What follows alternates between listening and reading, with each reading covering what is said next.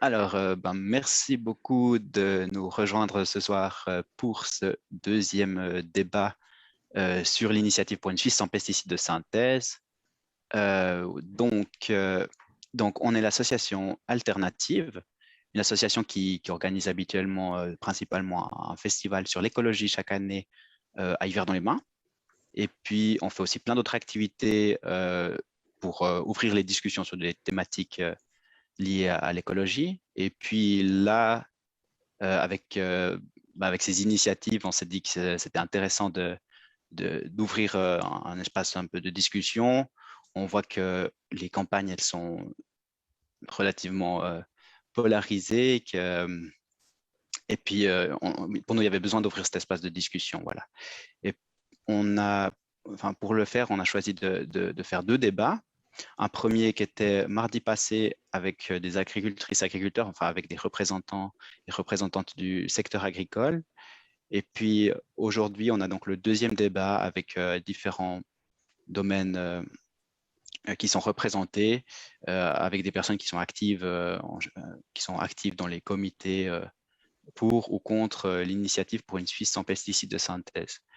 Euh, on a voulu focaliser ces débats sur cette initiative-là. Il y a aussi une initiative qui s'appelle Eau propre. Et puis nous, on trouve un petit peu dommage que les deux soient traités en fait ensemble, alors qu'elles sont quand même relativement différentes. On pense que ça vaut la peine de se pencher sur le texte de chacune de ces initiatives et puis de se faire un avis indépendamment. Voilà. Donc, on va se concentrer aujourd'hui sur cette initiative-là. Et puis cette initiative, elle demande, enfin, l'article principal, c'est l'utilisation de tout pesticide de synthèse dans la production agricole, la transformation des produits agricoles et l'entretien du territoire est interdite. L'importation à des fins commerciales de denrées alimentaires contenant des pesticides de synthèse ou pour la production desquels des pesticides de synthèse ont été utilisés est interdite. Ça, disons, peut-être l'article principal. Et après, il y a un délai donc, de 10 ans qui est donné pour la mise en œuvre de cet article avec des dispositions provisoires. Et donc voilà, c'est là-dessus qu'on va discuter ce soir. Donc maintenant, au niveau du déroulement, on aura d'abord, enfin, je vais d'abord, les intervenants et intervenants auront d'abord l'occasion de se présenter en 2-3 minutes chacune et de se présenter aussi en rapport avec cette initiative, quel est leur rôle.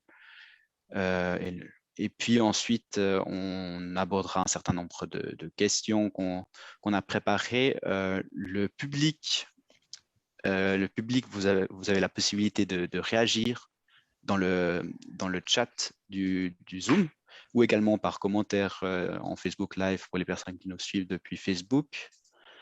Et puis, peut-être qu'on reprendra certaines questions en direct si elles sont en lien avec les discussions du moment. Autrement, à la fin, on prendra un moment plus spécifiquement vraiment pour les questions du public, hein, peut-être un moment un peu plus libre.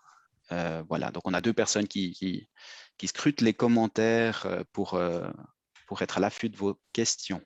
N'hésitez pas à réagir et à poser des questions tout en restant courtoises et courtois.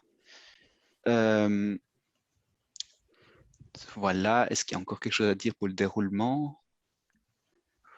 Non, alors je crois qu'on peut y aller. Donc, merci beaucoup à nos 4 intervenantes et intervenants d'avoir accepté de participer à ce débat. Ce soir, nous avons deux personnes qui sont opposées à l'initiative et deux personnes qui sont en faveur de l'initiative. Nous avons nous avons tout d'abord David Rucci, qui est secrétaire général de l'ASAF, l'Association suisse pour un secteur agroalimentaire fort, et qui est donc opposé à cette initiative. Nous avons Alexandra Kropt, qui est collaboratrice scientifique de l'Agora Romandie, organisation fêtière de l'agriculture romande, qui est donc également contre cette initiative. Ensuite, nous avons Edouard Mitchell, qui est professeur ordinaire à l'Uni de Neuchâtel, qui est responsable du laboratoire de biologie du sol et qui est initiant, qui est membre des initiants de cette initiative. Et puis, nous avons Jérôme Tschudi, qui est médecin à Bienne, qui est conseiller médical pour cette initiative. Donc maintenant, je vais leur proposer voilà, de se présenter à chacune avec 3 minutes. 3 minutes et puis on peut commencer par Edouard Mitchell. Bien, merci pour l'introduction. Bonjour à toutes et à tous. Ça me fait plaisir d'être là pour débattre de ce sujet. Je suis effectivement très content qu'on puisse séparer ces deux initiatives parce que nos opposants se font un malin plaisir de les mélanger et ça sème passablement de troubles dans les esprits, même auprès des agriculteurs, ce qui est en fait assez paradoxal. Donc voilà, je suis membre donc du comité d'initiative. J'étudie donc la biologie du sol, comme ça a été dit. Je m'intéresse aux organismes du sol. Et dans le cadre de mes recherches, j'étudie en particulier, en partie, la question des pesticides de synthèse et leur impact sur les organismes du sol. Ce que je constate dans mes recherches, c'est que finalement, on ne sait pas grand-chose sur l'impact des pesticides de synthèse sur les organismes du sol, mais ce que l'on sait, c'est effectivement qu'il y a des impacts quand même majeurs qui ne sont qui posent problème par rapport à la fertilité du sol. Donc notre initiative, elle part d'un constat suivant, c'est qu'on a un déclin majeur de la biodiversité, les populations d'insectes, d'oiseaux, etc. s'effondrent. C'est des faits indéniables. On a des pollutions des cours d'eau, on a des pollutions des nappes phréatiques, on a des pollutions systématiques de tous les sols agricoles de Suisse avec des effets sur la fertilité naturelle des sols de Suisse. Et on a également, et ça sera mentionné plus tard également, des problèmes de santé publique, de contamination généralisée de la population. Si vous mesurez dans vos urines, dans vos cheveux, vous allez trouver des pesticides partout. Donc en fait, on est entouré par ces molécules qui sont d'une très très grande toxicité. Je ne vais pas vous bombarder avec des chiffres, mais par exemple, dans les néonicotinoïdes, le néonicotinoïde utilisé pour protéger jusqu'à peu la betterave sucrière était plusieurs milliers de fois dans cette catégorie de néonicotinoïdes, jusqu'à plus de 10 000 fois plus toxique que le DDT, qui était pourtant déjà une sainte horreur.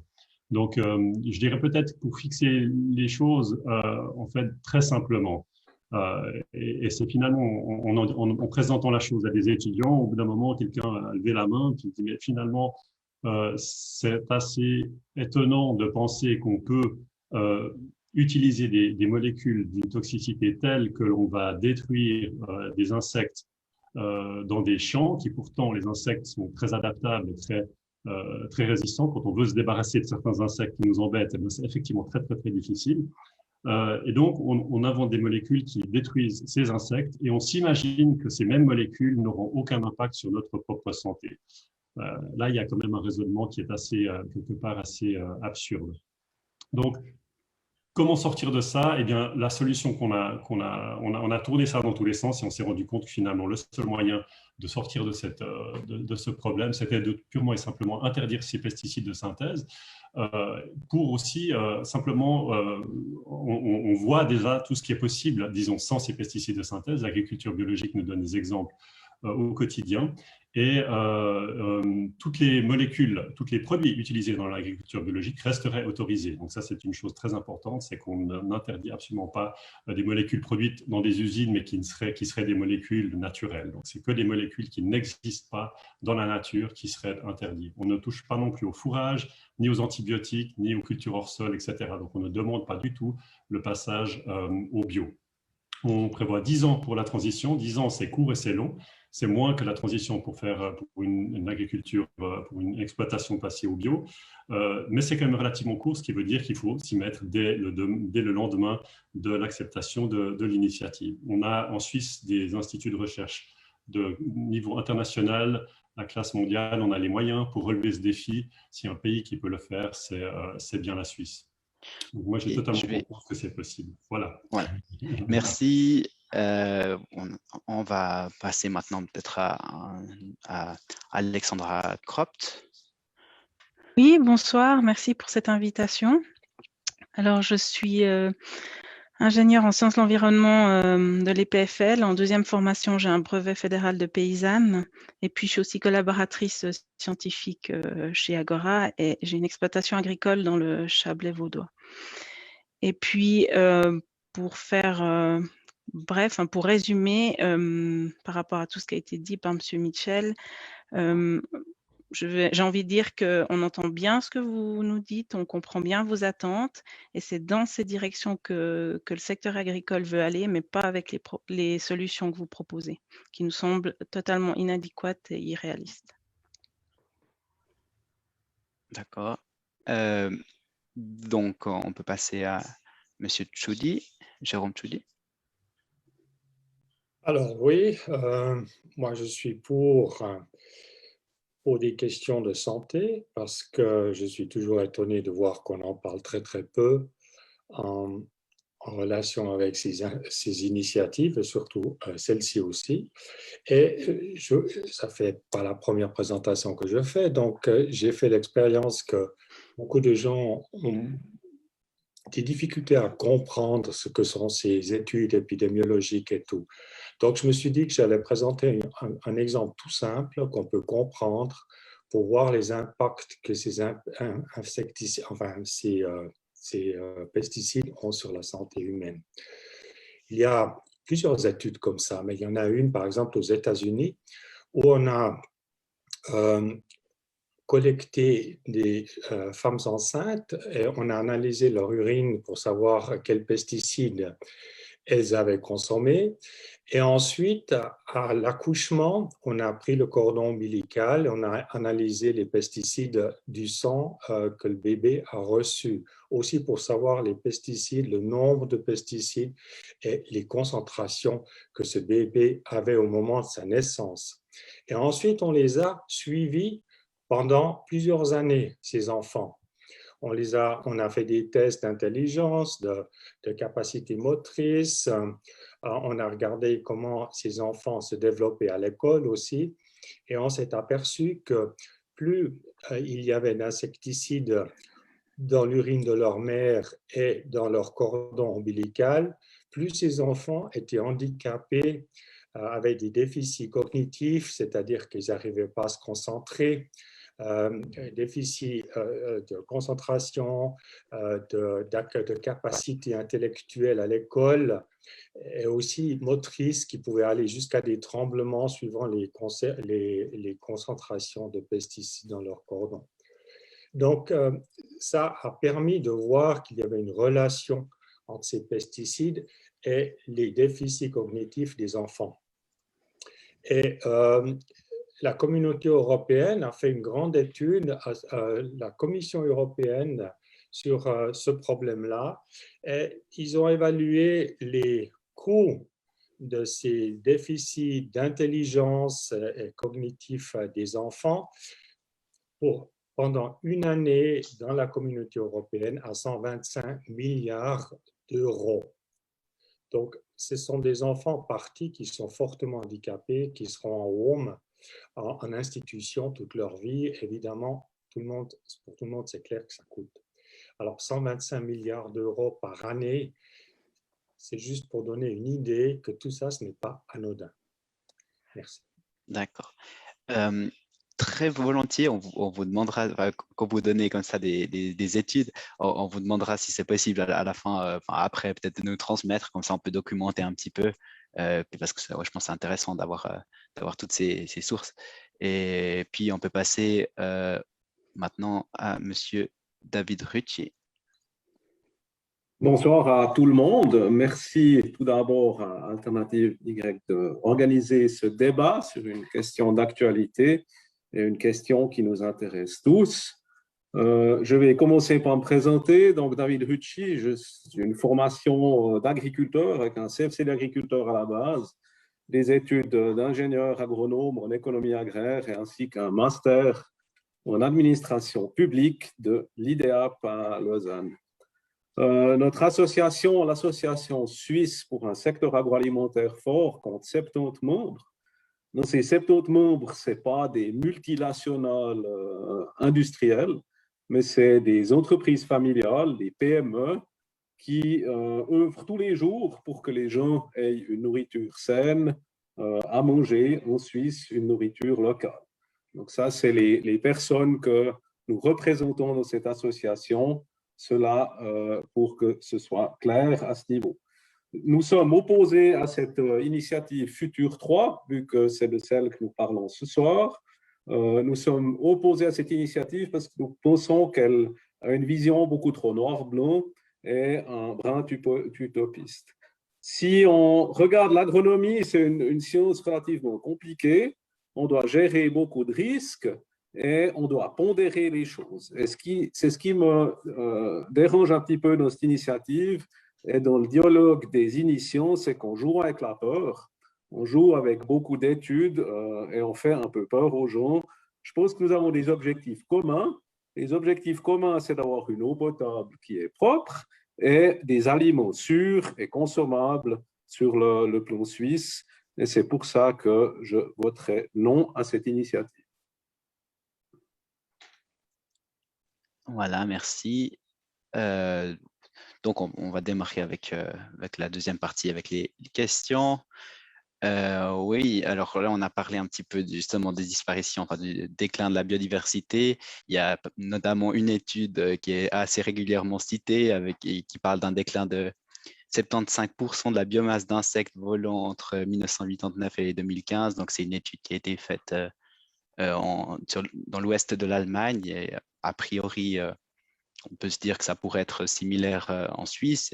Donc, c'est quand même des chiffres qui, en tout cas, nous paraissent relativement inquiétants. Est-ce que, donc là, je m'adresse peut-être aux opposants, est-ce que vous ne pensez pas que quand on voit de tels chiffres, ça demande une action en fait un peu radicale, ou je veux dire, est-ce que ça ne demande pas de changer un petit peu de mode d'action par rapport à, alors parce que pour l'instant il y a toujours des améliorations, mais est-ce que ça ne nous montre pas en fait ces chiffres-là que ça serait insuffisant, largement insuffisant ce qu'on est en train de faire? Je ne sais pas qui c'est qui aimerait répondre entre Alexandra Kropt ou David Rucci. Je vais peut-être commencer si David est OK.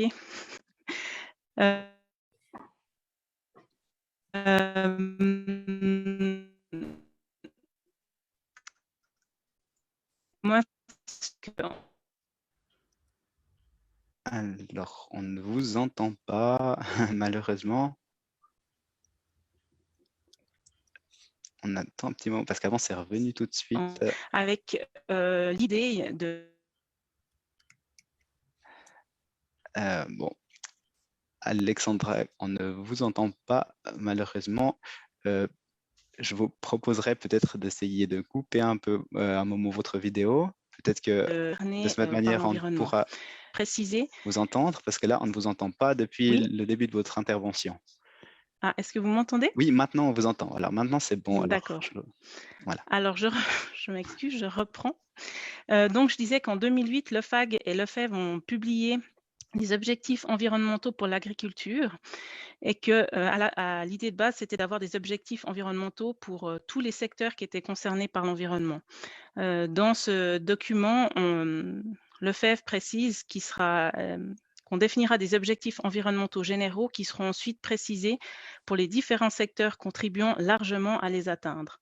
Le présent rapport détaille les objectifs pour le premier secteur, l'agriculture. Et puis, presque 15 ans après, où est-ce qu'on en est? Pour le secteur agricole, pour lequel on a défini ces objectifs environnementaux, on voit que les objectifs quantitatifs intermédiaires ont été atteints. Donc, ces objectifs qui ont été fixés par le FEV et le FAG. Par contre, les objectifs environnementaux, ils existent seulement que pour l'agriculture. Dans tous les autres secteurs, il n'y a pas d'objectifs environnementaux. Alors, la question qu'on peut se poser, c'est est-ce qu'il n'y a que l'agriculture qui a un impact sur l'environnement? Et puis, je pense que la réponse est assez claire, c'est non. Alors, pourquoi il n'existe pas des objectifs environnementaux pour les autres secteurs? C'est clair que s'il n'y a que le secteur agricole qui tire à la corde, elle va finir par se rompre parce que c'est des montagnes qu'on doit déplacer et on ne peut pas agir seul. Et là, comme vous l'avez précisé, on a besoin qu'il y ait des efforts qui soient entrepris parce que ce qui a été fait jusqu'à maintenant ne suffit pas. Ça ne suffit pas parce qu'il y a rien qui a été entrepris, mais parce que pour le moment, il n'y a que l'agriculture qui s'investit dans ces domaines-là.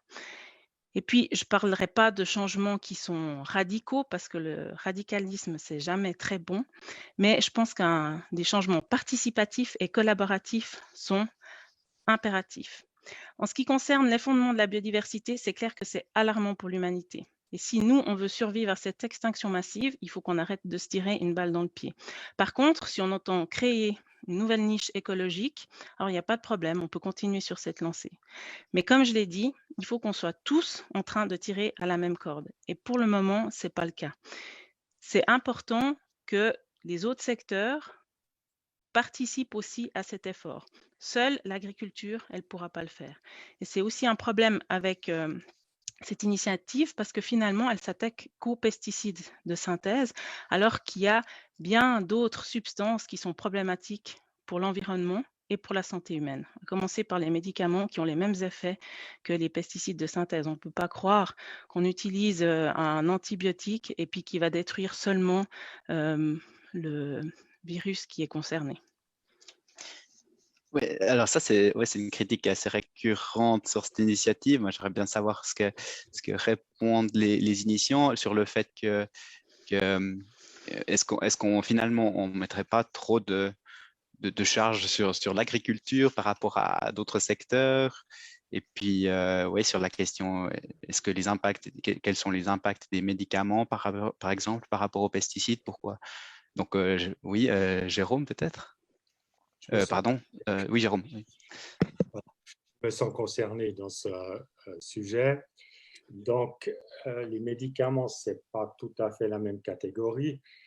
Ils ont été créés pour aider notre santé, et les pesticides ou les produits phytosanitaires, c'est plutôt pour détruire des organismes que nous considérons comme nuisibles. Et il y a aussi une question de poids.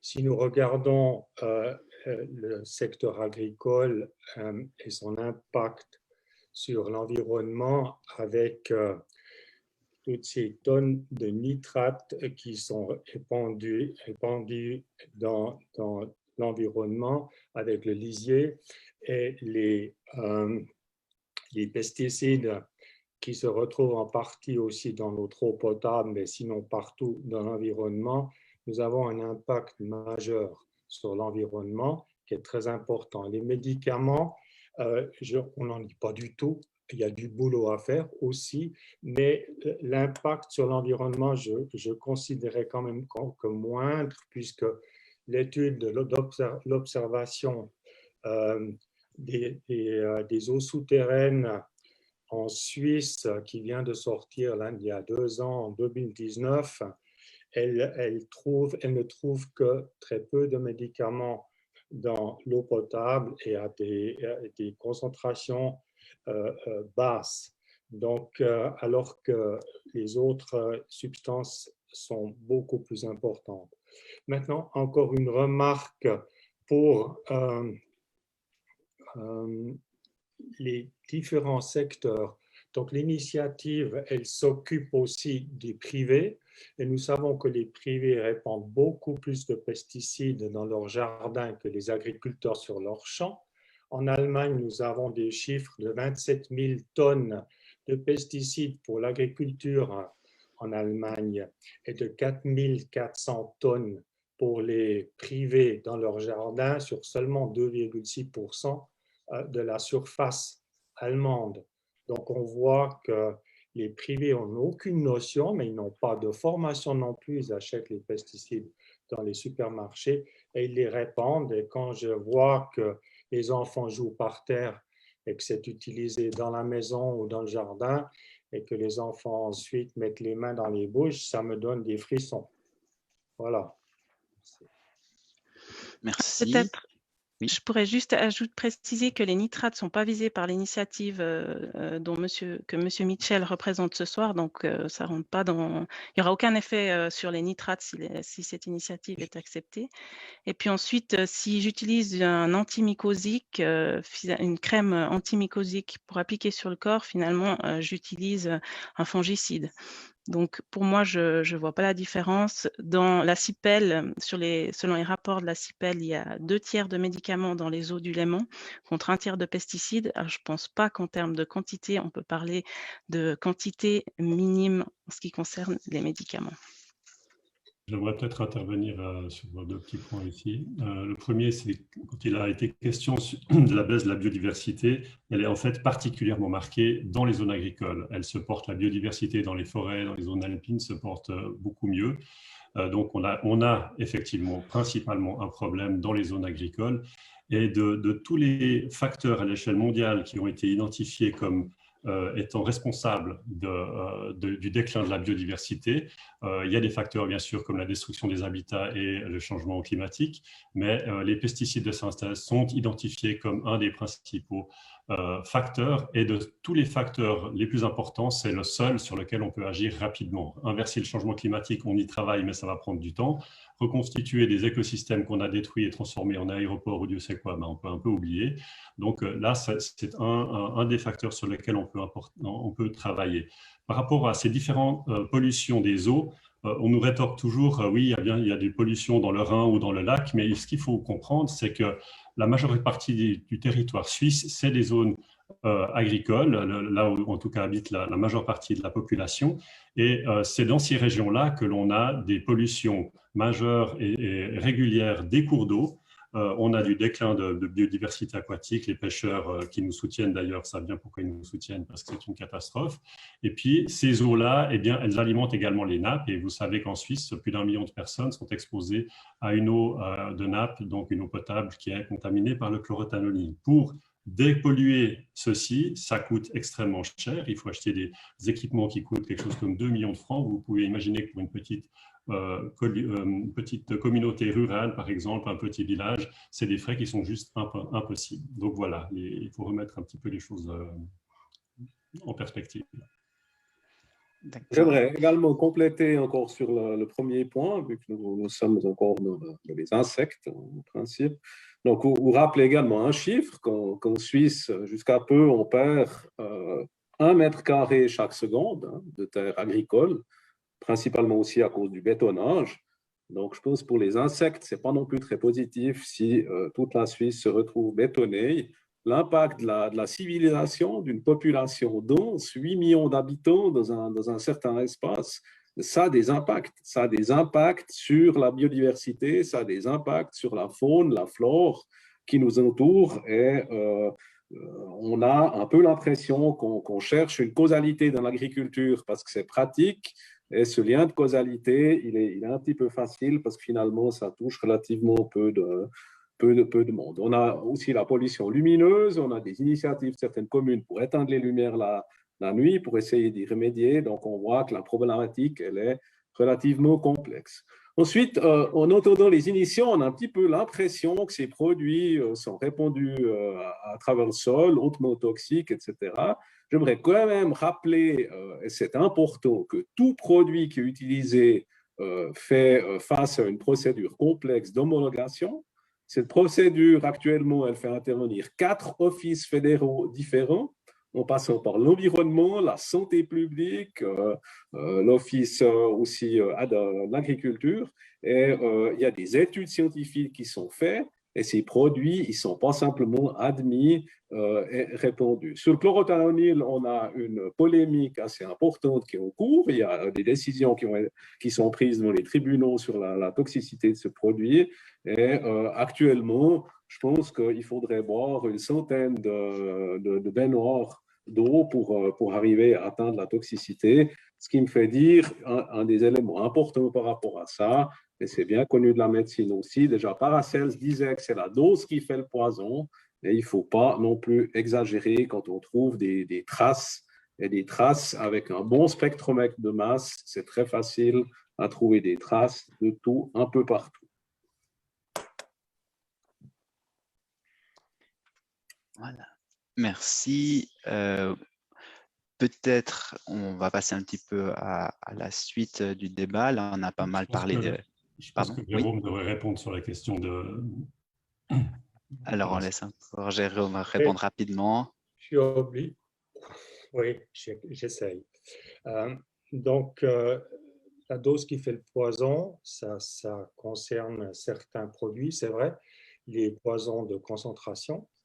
Et les poisons de cumulation ne sont pas compris, c'est-à-dire tout ce qui est cancérigène, malheureusement, ne répond pas à la dose souvent, mais parfois une exposition seule suffit.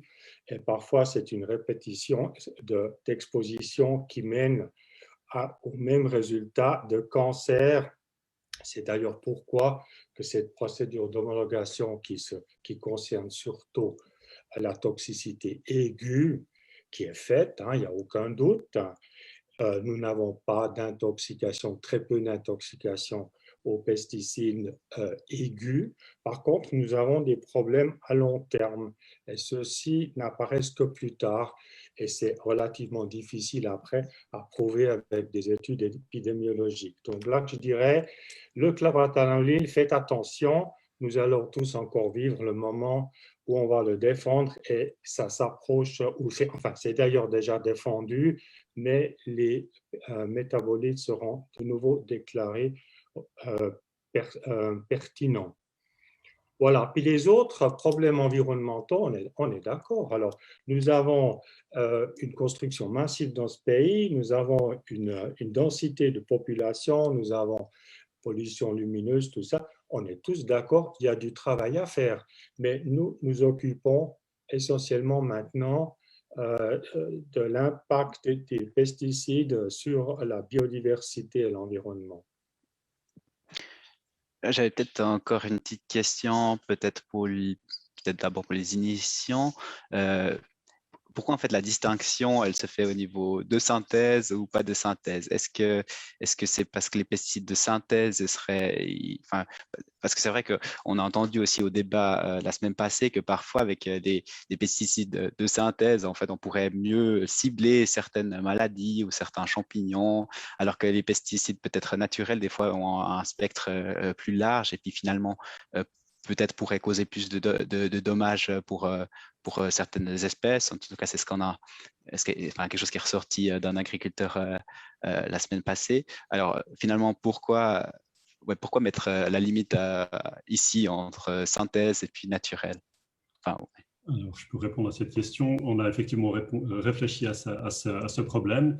D'abord, les pesticides de synthèse sont des pesticides à large spectre, pour ceux que je connaisse en tout cas, donc je ne connais pas forcément de pesticides de synthèse qui seraient hyper spécifiques. Par contre, en agriculture biologique, on a des solutions extrêmement spécifiques, par exemple les pièges à phéromones, qui ne visent qu'une espèce problématique. Donc là, si vous voulez du spécifique, vous allez de ce côté-là, et là, vous allez en trouver.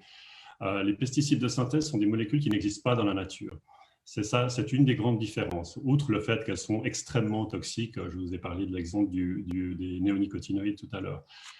Donc, une molécule qui n'existe pas dans la nature, ça veut dire qu'aucun organisme vivant n'a d'histoire évolutive commune avec cette molécule. Donc, c'est beaucoup plus difficile pour les organismes de les dégrader, par exemple. Donc, quand vous appliquez un pesticide de synthèse sur le sol, les micro-organismes du sol ne sont pas adaptés à dégrader ces molécules, raison pour laquelle elles restent beaucoup plus longtemps dans le sol et elles peuvent être transportées, par exemple, à travers le sol quand il pleut, dans les nappes phréatiques. Donc, vous pouvez imaginer que maintenant, avec toutes les pluies qu'il y a, eh bien, on est en train d'alimenter nos nappes phréatiques avec de l'eau, ce qui est une très bonne chose, mais avec cette eau, eh bien, il y a certainement beaucoup de pesticides de synthèse qui descendent. Donc, on a là effectivement une bombe à retardement parce que ces molécules peuvent rester des décennies. Une étude récente, et je terminerai là-dessus, de l'Agroscope, a montré que tous les sols agricoles suisses testés contenaient des pesticides de synthèse, y compris les sols bio depuis plus de 20 ans. Donc, ça veut dire que ces molécules se dégradent très, très lentement. Alors, il y en avait moins dans les sols bio, bien sûr, et plus les sols étaient bio depuis longtemps, moins il y en avait, mais on a trouvé encore même du DDT qui est pourtant interdit depuis des décennies. Donc, ça vous donne une idée de l'ampleur du problème. Une dernière chose par rapport à la question de la concentration, parce que je vois un commentaire là-dessus, puis j'aimerais juste, pendant que j'y pense, vous parler de ça. On parle de concentration qui ont l'air extrêmement faibles et ça défie tout entendement. On se dit c'est pas possible, il faudrait boire des baignoires et des baignoires pour être malade. Prenons l'exemple de l'abeille domestique. Les néonicotinoïdes peuvent avoir des effets, ce qu'on appelle sublétaux, qui ne tuent pas l'abeille mais qui la rendent malade, à des concentrations de 0,1 nanogramme par gramme. C'est des concentrations extrêmement faibles. La moitié des miels du monde que l'on a testé, on a publié une étude il y a quelques années là-dessus, étaient à ces concentrations-là ou les dépassaient. Ça semble ridiculement faible. Mais en fait, c'est tellement faible que c'est une pièce de 5 centimes dans 1,7 fois la masse de la Tour Eiffel ou dans 10 km de train ICN, locomotive comprise. Donc là, vous vous dites, vous rigolez, vous dites, c'est de l'homéopathie, ça n'a aucun effet. Mais si vous faites le calcul, eh bien, vous verrez qu'à cette concentration-là, il y a 230 millions de molécules de ce pesticide hautement toxique dans le cerveau d'une abeille. Donc là, vous vous dites, OK, c'est des petites molécules très légères, mais qui ont un impact majeur et qui peuvent effectivement perturber le fonctionnement. Par exemple, l'abeille va quitter sa ruche et ne va pas pouvoir revenir. Voilà. Est-ce qu'on peut avoir la réaction? Oui, voilà. Ouais, j'aimerais réagir sur la question des définitions parce que c'est un point très important qui est discuté souvent et qui est important de préciser. Donc, les initiants ont fourni une définition, c'est leur définition. Maintenant, dans l'analyse que le Conseil fédéral a fait, dans l'analyse que les professionnels du milieu ont fait, on est arrivé à d'autres conclusions. Donc, on a des standards internationaux qui définissent ce que sont des pesticides. Le message du Conseil fédéral, il est très clair là-dessus. Il le cite à la page 7. Il cite le Code de conduite international sur la gestion des pesticides de la FAO, une organisation de l'ONU. Et dans cette définition, dans le terme pesticide, on trouve deux groupes de produits. Un groupe de produits sont les produits phytosanitaires, des produits de protection des plantes qu'on utilise dans l'agriculture. Donc, on les utilise aussi pour soigner les plantes, pas que pour tuer je ne sais trop quoi.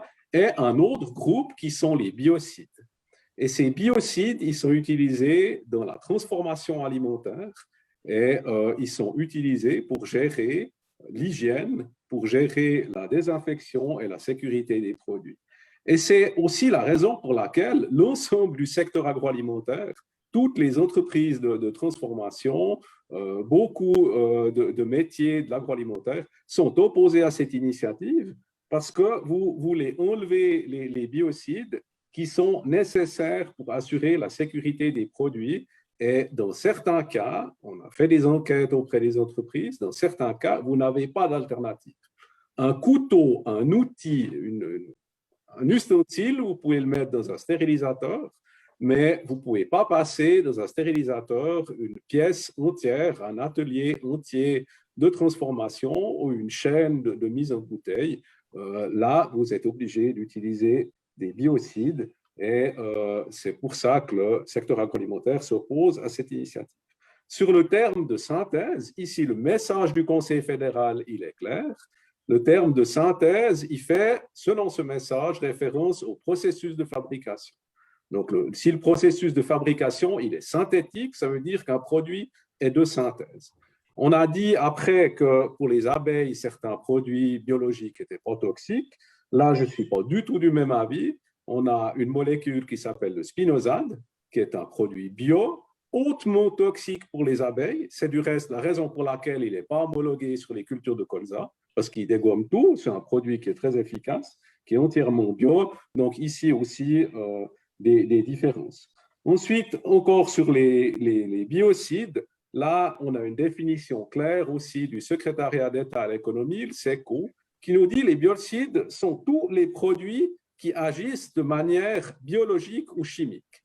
Donc, vous voyez le spectre, donc tous les produits qui ont une action chimique ou biologique et qui n'agissent pas de manière physique ou thermique sont considérés comme biocides et tomberaient dans ce champ de l'action de l'initiative.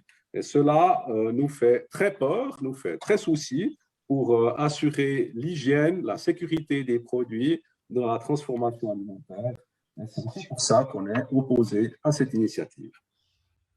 Bah, je ne peux pas laisser dire ça, je suis désolé, c'est de l'enfumage, tout simplement, il n'y a pas d'autre mot, et vous refusez le débat. C'est juste n'importe quoi. On a toujours été extrêmement clair sur la définition d'un pesticide de synthèse. C'est des molécules qui n'existent pas dans la nature. Pour faire simple, tous les produits utilisés en bio seraient utilisés. Les agriculteurs bio, les entreprises qui sont actifs dans la transformation de produits bio ont aussi besoin de nettoyer leurs cuves. S'ils utilisent de l'éthanol produit en usine, ce n'est pas un pesticide de synthèse, c'est une molécule naturelle qui se trouve que c'est plus simple de produire industriellement, comme on pourrait produire de l'aspirine ou de la vitamine C. C'est des faux procès, c'est juste une manigance pour essayer de tromper le citoyen. à croire autre chose que ce que nous proposons. Nous avons toujours été extrêmement clairs là-dessus. Je suis extrêmement déçu, mais bon, peut-être que ce n'est pas surprenant, c'est une manigance politique, rien d'autre. Bon, on a apparemment un désaccord, en tout cas, sur ces... C'est une question de définition. Vous imaginez pas que le jour où il faudra faire une loi d'application, le Parlement va être plus strict que ce que nous avons discuté, ce que nous avons avancé pendant 5 ans. Réfléchissez un tout petit peu, c'est évident. Mais vous auriez eu le choix d'exclure les biocides. Vous avez expressément. Nous parlons de pesticides de synthèse. Maintenant, si vous me dites, monsieur Ruquier, si vous me dites que. Est-ce que vous êtes en train de me dire que vous ajoutez dans la nourriture des pesticides de synthèse au moment de la transformation? Vous parlez en même temps et on n'entend pas, s'il vous plaît. Donc, si vous ajoutez des pesticides de synthèse dans la transformation alimentaire, on aimerait bien le savoir. Moi, je n'ai pas tellement envie que vous mettiez des pesticides de synthèse sur le champ pour cultiver de la nourriture, puis que vous en rajoutiez au moment de la transformation.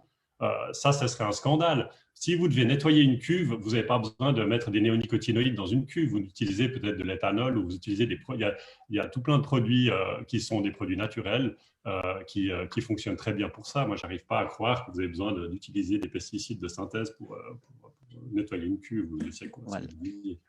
Alors, on laisse M. Ruquier répondre. Pesticides, il y a des biocides qui sont utilisés, qui sont de fabrication synthétique, et ils sont très importants. Il y a différents dérivés qui sont utilisés, mais qui naissent tous dans un processus de synthèse. Le spinosade utilisé dans l'agriculture biologique est aussi d'origine microbienne.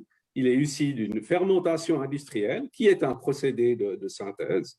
Donc, on a un problème dans ces définitions, on a un souci. Et c'est pour ça qu'une majorité de la grande distribution aussi refuse l'initiative.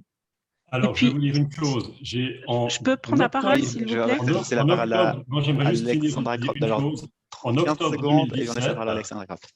En octobre 2017, j'ai reçu un email de l'Office fédéral de l'agriculture en français et en allemand qui nous demandait précisément notre définition de pesticides de synthèse. J'ai donné exactement la définition que je viens de vous donner. C'est un mail officiel et donc la question a été posée et vous avez obtenu une réponse. Donc maintenant, si vous ignorez ça, si vous décidez de faire croire aux gens autre chose que ce qui est finalement notre réalité, notre définition, eh bien, c'est juste ce que je disais avant, c'est de l'enfumage. Je suis désolé, il n'y a pas d'autre mot, quoi.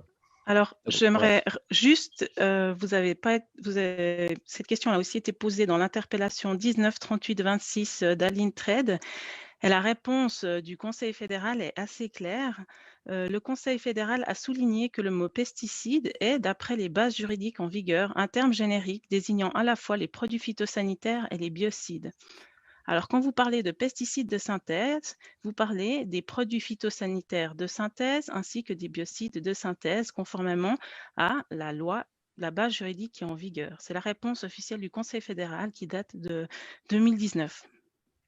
Donc, je propose qu'on ne s'attarde pas plus sur ce point-là. C'est un peu dommage de devoir débattre sur une question de définition. Bien sûr, bon, c'est vrai que ça va encore être… c'est lors de la loi d'application que ce point risque d'être, je pense, abordé. Mais bon, sinon, là, je veux dire, si on continue sur ce… Oui. J'aimerais quand même dire qu'on vote sur un texte. J'ai reçu mon matériel de vote. Le texte, il est écrit noir sur blanc.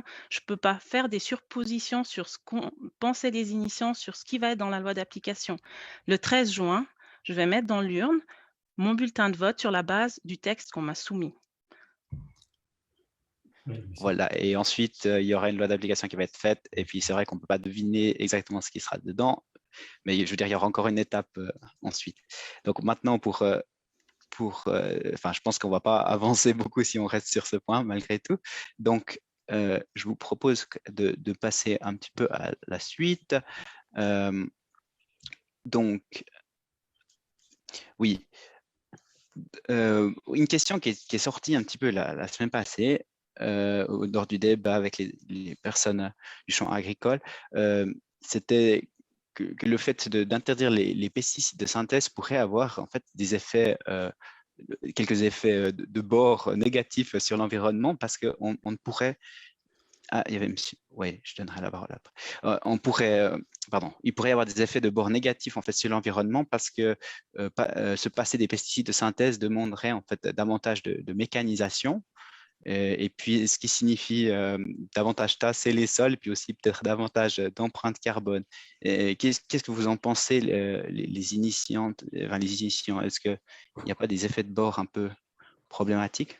Alors, par rapport au bilan carbone, il y a une étude de référence en Suisse, c'est l'étude DEOCA du FIBEL, qui montre sur le très long terme, sur plusieurs décennies, les différences de rendement. Ils arrivent à 20% de rendement en moins pour le bio.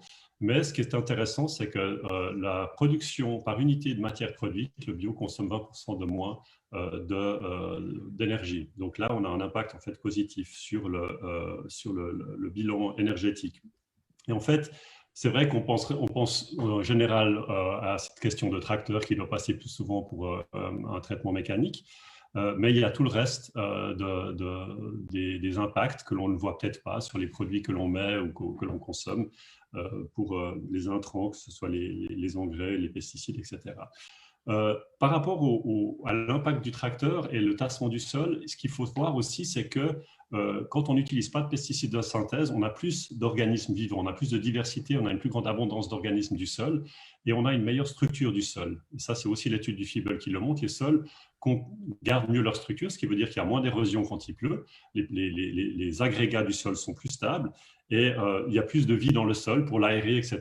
Donc, on peut imaginer que on pourrait passer un nombre supérieur de fois avec un tracteur et ça ne ferait pas plus forcément de tassement sur le sol puisqu'on a finalement une compensation avec la vie dans le sol. Donc voilà, je trouve que les choses sont un peu plus compliquées qu'il ne paraît. Alors, sur ce point, Monsieur Mitchell, vous avez participé avec Raphaël Charles et Pascal Boivin à un débat à la EPIA. Et je crois que Monsieur Pascal Boivin, qui est spécialiste des sols cultivés, a été assez clair. Le retour à la charrue a un impact négatif indéniable sur les sols. Il l'a observé dans les nombreuses études qu'il a faites. L'agriculture de conservation, qui est un travail qui a été fait par des pionniers qui testent, qui essayent, qui diminuent l'utilisation de produits phytosanitaires, mais qui travaillent toujours un peu avec des produits phytosanitaires au cas où, a montré des résultats plus concluants que des fois la qualité de certains sols qui étaient en bio depuis plus de 20 ans. C'est les propos que M. Boivin a tenus lors de ce débat auquel vous avez participé. Alors, je dirais que ce n'est pas aussi noir et blanc que vous semblez le proposer en ce qui concerne la qualité des sols quand on enlève les produits phytosanitaires de synthèse. Ensuite, il y a tous les autres produits phytosanitaires, même s'ils ne sont pas de synthèse, qui sont toujours dans ce qu'on va quand même retrouver dans le sol et qui ont aussi un impact, même s'il est plus modéré. D'accord. Oui, maintenant j'avais une question peut-être encore pour Alexandra Kropp ou alors peut-être pour David Rucci. Par rapport, oui, les agricultrices et agriculteurs sont quand même toujours un peu sous une pression, on a l'impression, enfin, une pression de concurrence internationale avec des denrées qui sont des fois qui sont importées disons sous des conditions, qui sont produites sous des conditions environnementales qui sont peut-être moins restrictives qu'en Suisse. Et puis on a peut-être le sentiment qu'il peut y avoir une concurrence un peu déloyale et qu'il y a beaucoup de pression. Et puis, cette initiative, finalement, elle demande les mêmes exigences pour ce qu'on importe que pour ce qui est produit ici. Est-ce que finalement, ça ne permettrait pas de soulager un petit peu les agricultrices et agriculteurs de cette pression en fait, due aux importations, d'imposer les mêmes contraintes pour ce qui est importé? Ce serait bien si c'était le cas, mais ce n'est pas le cas.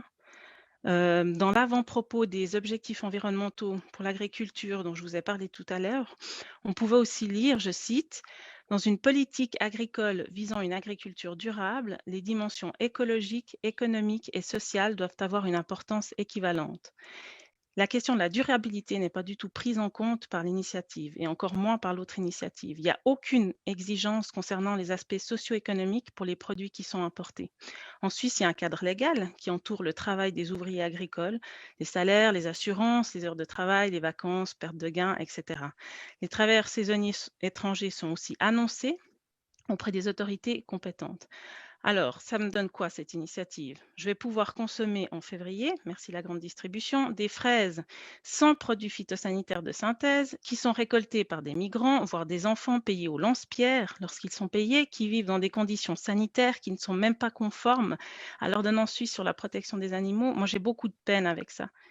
On ne peut pas dire que cette initiative permet de rétablir la balance. Les questions de durabilité, c'est-à-dire prendre en compte les aspects socio-économiques, ce n'est pas du tout fait par l'initiative, c'est complètement occulté. Et puis, puisque vous parlez d'injustice, eh ben, je trouve qu'effectivement, cette initiative est injuste et inéquitable parce qu'il y a bon nombre de substances, les additifs alimentaires, les surfactants, les cosmétiques, les colorants qui ne sont pas du tout pris en compte par l'initiative. On ne vous entend de nouveau plus. Moi, je vous entends.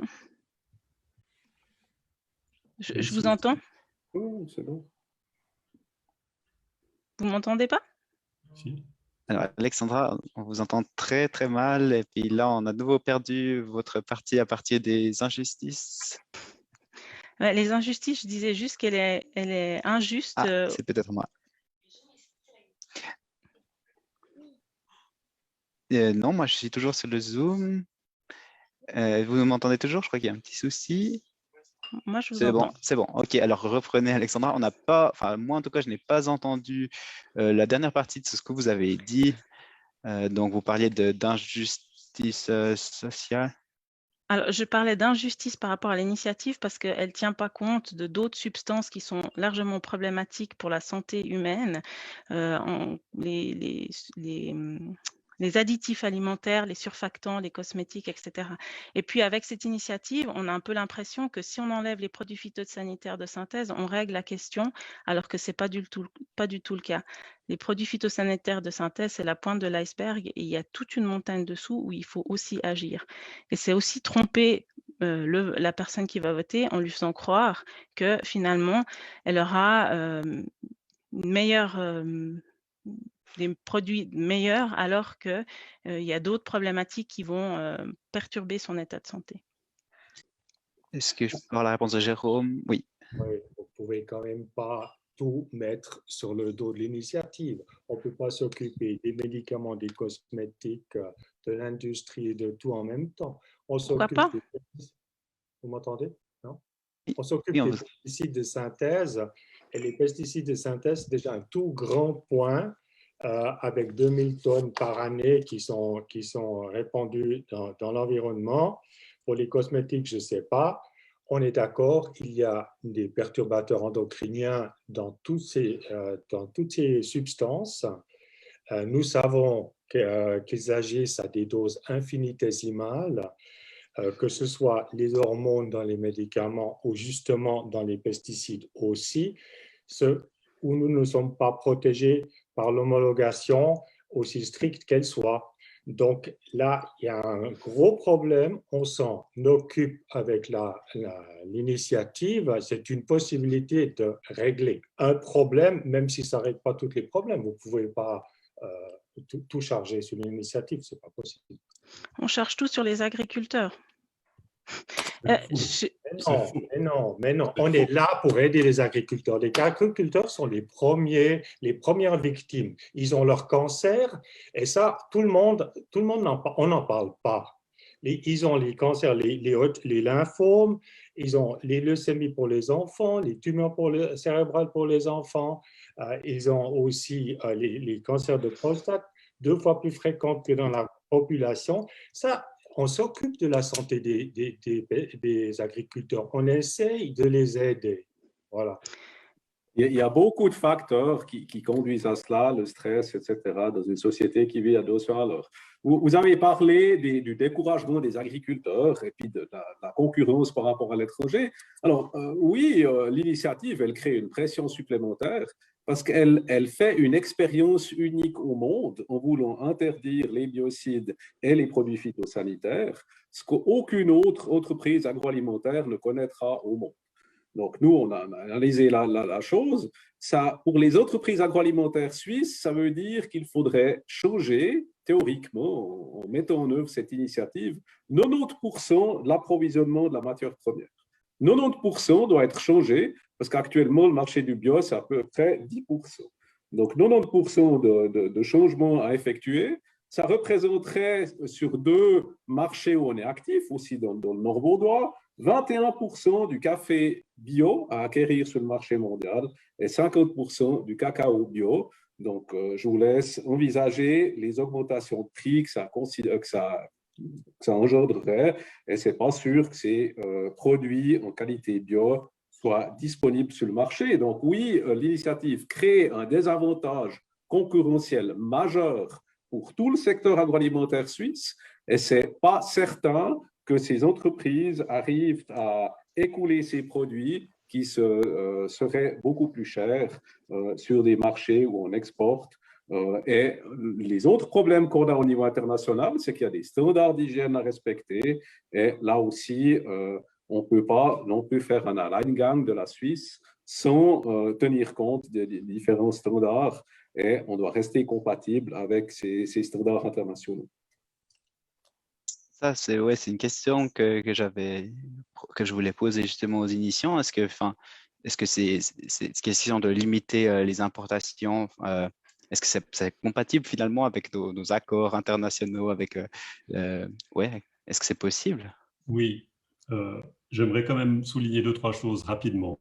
D'une part, actuellement, effectivement, on ne va pas changer les lois actuelles, mais les lois actuelles, elles ne nous interdisent pas d'importer des produits alimentaires qui contiennent des pesticides qui sont pourtant interdits en Suisse. Donc, si on exporte des bonnes pratiques en imposant une production sans pesticides de synthèse, on va faire effectivement évoluer aussi les sociétés à l'étranger, des communautés locales, etc., qui vont voir leur qualité de vie améliorée avec l'abondance des pesticides de synthèse, probablement aussi une meilleure rémunération pour leur travail. Cette initiative, c'est une chance pour l'innovation.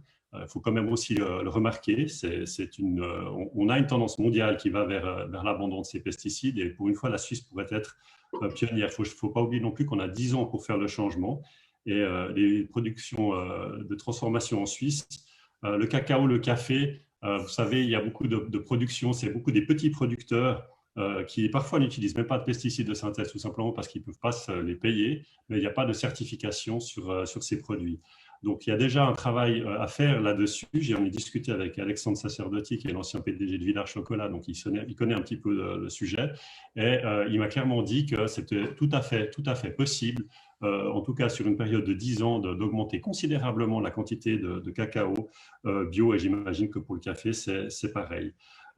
Pour la question des coûts, vous savez aussi très bien que le coût d'un aliment, c'est que la part payée à l'agriculteur est qu'une petite fraction. L'essentiel du coût de notre nourriture, c'est finalement la logistique, la transformation et surtout les marges qui sont indécentes sur le bio. Par rapport maintenant à la légalité des importations, on a bien sûr des avis juridiques là-dessus. Il y a 2 choses importantes. La première, c'est qu'il ne faut pas créer de distorsion concurrentielle, c'est-à-dire qu'on ne pourrait pas interdire l'importation de pesticides de synthèse, de produits alimentaires produits avec des pesticides de synthèse, et utiliser ces mêmes pesticides en Suisse. Donc, évidemment, ce n'est pas le cas puisqu'on a une symétrie parfaite. Et le deuxième point important, c'est qu'il faut qu'il y ait une justification pour cette démarche. Et la justification, elle est double, c'est l'impact environnemental et l'impact sur la santé publique de ces molécules toxiques. Donc, vous pouvez être assuré, c'est tout à fait possible d'implémenter en fait cette initiative. Et ça me fait rebondir sur une question pour peut-être monsieur Rucci, pardon, parce que c'est vrai que la semaine passée, lors du débat, on parle souvent qu'effectivement cette initiative va faire augmenter donc les prix de l'alimentation, bien sûr. Mais finalement, comme l'a dit M. Mitchell, il y a quand même une grande partie du prix qui est les marges de la distribution. Puis c'était une chose sur laquelle les 3 personnes du champ agricole qu'on avait la semaine passée étaient relativement d'accord qu'il y avait une problématique derrière que finalement le prix des aliments, il a assez peu de rapport avec le coût de la production, mais il est plutôt corrélé avec les marges que se font la distribution.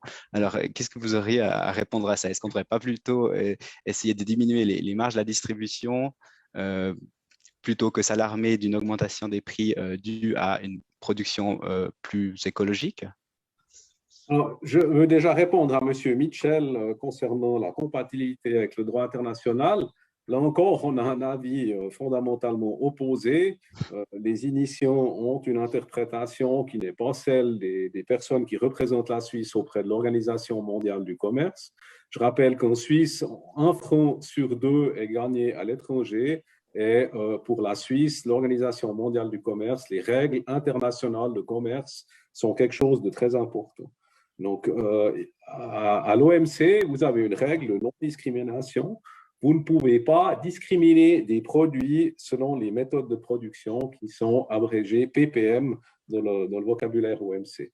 Vous ne pouvez pas discriminer, vous pouvez discriminer que sur des critères objectifs, sur des analyses, sur des critères physiologiques, physiques. Et si un produit respecte les normes, vous ne pouvez pas l'interdire sans être litigieux par rapport à l'OMC, et je ne pense pas que la Suisse va se risquer dans cette aventure-là. Donc là, je vois un très grand problème de compatibilité avec cette initiative. Ensuite, vous avez parlé des marges de la grande distribution. Alors là, il faut qu'on reste dans le débat de l'initiative, parce que le texte de l'initiative, il ne s'attaque pas aux marges de la grande distribution et à une répartition plus juste et plus équitable de la valeur ajoutée dans la filière agroalimentaire, qui est un débat très intéressant, mais qui n'est pas la question de l'initiative. Ensuite, pour la grande distribution, si je lis la presse dominicale de ce week-end, je m'aperçois qu'elle est entièrement opposée à l'initiative. Coop, Migros, Denner craignent, et je cite, les intoxications alimentaires en raison des biocides et le respect des standards internationaux. Ça, M. Mitchell, il ne faut pas me regarder moi, c'est ce que j'ai lu ce week-end dans la presse dominicale. Je ne représente pas la grande distribution ici, mais on m'a posé la question et je me permets d'y répondre. Bon, si je peux juste rebondir sur la question des marges, en fait, c'est très simple. Toute production sera sans pesticides de synthèse. Donc, la Coop qui veut faire son prix garanti, la Migros qui veut faire son M-Budget, ils pourront faire des produits d'appel à prix cassé. Et bien, ces produits-là n'auront pas de pesticides de synthèse. Ça veut dire que ça sera enfin accessible au porte-monnaie de tous les Suisses et toutes les Suissesses, au lieu d'être un privilège de bobo, comme c'est le cas actuellement. Là, je dois avouer que j'ai quand même quelque chose que j'ai toujours pas compris avec cet argument, c'est que les coûts supplémentaires qui sont liés à la non-utilisation des produits phytosanitaires de synthèse, c'est qui va les prendre en compte? Parce que dans cette vision-là, Migros doit diminuer ses marges parce qu'elle va devoir payer plus le producteur puisque ça coûte plus cher pour produire, par exemple, des carottes sans produits phytosanitaires de synthèse. Et puis, elle va reporter, soit elle reporte ces coûts supplémentaires sur son produit, donc chez le consommateur, soit elle diminue ses marges. La première option, bon, ça fait que le prix M garanti, comme vous mentionnez, enfin les prix d'entrée de gamme, ils vont augmenter. Puis la deuxième option, ça veut dire que dans un élan d'empathie, la grande distribution est d'accord de diminuer ses marges. Il y a Jérôme qui demandait la parole depuis un moment. Pardon. Histoire de coût, ça m'interloque toujours parce que BioSuisse a voté, bon, c'est pas contre notre initiative, mais contre l'autre, a voté non parce qu'ils ont peur que les coûts diminuent. Donc, ils se disent qu'il y aura une concurrence et qu'ils gagneront moins. Donc, l'histoire des coûts, c'est pas très clair. En plus, pourquoi est-ce que les coûts augmenteraient? Ça, c'est quelque chose que j'ai pas trouvé comme justificatif. La production n'utilise plus de pesticides de synthèse, ne doit pas les acheter, a donc une fertilité du sol qui va augmenter, ils auront besoin de moins de fertilisants, ils vont économiser là-dessus, ils auront un peu plus de travail, tout le monde le sait, mais en tout et pour tout, je ne vois pas vraiment pourquoi ça devrait augmenter les coûts. L'autre point, c'est la discrimination internationale avec les importations. Alors, nous avons voté une fois en Suisse contre les organismes génétiquement modifiés et on a défendu l'importation de ces produits. Ça n'a jamais posé de problème. Je ne vois pas très bien pourquoi on aurait tout à coup des problèmes si on ne veut pas de pesticides de synthèse dont il est prouvé que ça agit négativement sur la santé. Je crois que M. Choudi, vous n'avez jamais désherbé des carottes à la main. C'est un travail assez ingrat. On est couché toute la journée, on passe entre les rangs. Et puis, c'est tellement ingrat qu'on a de la peine à trouver des personnes qui sont d'accord de le faire, hein, qui sont d'accord de venir travailler dans les exploitations en Suisse. On a beaucoup de main-d'œuvre étrangère qui vient pour faire ce travail-là. Il est rémunéré avec un salaire minimum, David, tu me corrigeras, je crois, mais on est à 3 340 francs par mois, brut, n'est-ce pas? Et puis, il y a tout ce qui est lié à cette charge de travail supplémentaire qui incombe à l'exploitant agricole. Donc, dire qu'il n'y a pas d'augmentation des coûts quand on passe un travail manuel pour remplacer l'utilisation des produits phytosanitaires de synthèse, là, c'est quand même un peu prendre les enfants du bon Dieu pour des canards sauvages.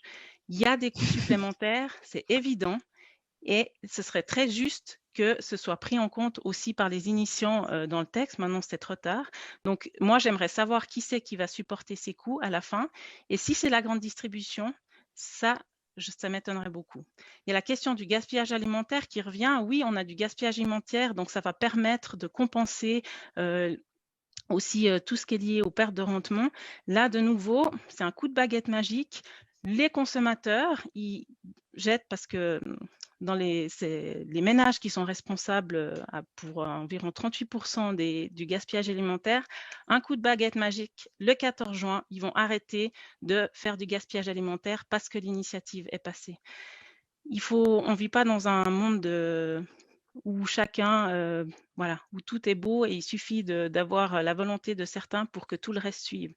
Si les consommateurs voulaient des produits sans des aliments sans produits phytosanitaires de synthèse, ils ont déjà la possibilité de le faire et puis on ne serait pas en train de discuter là ce soir.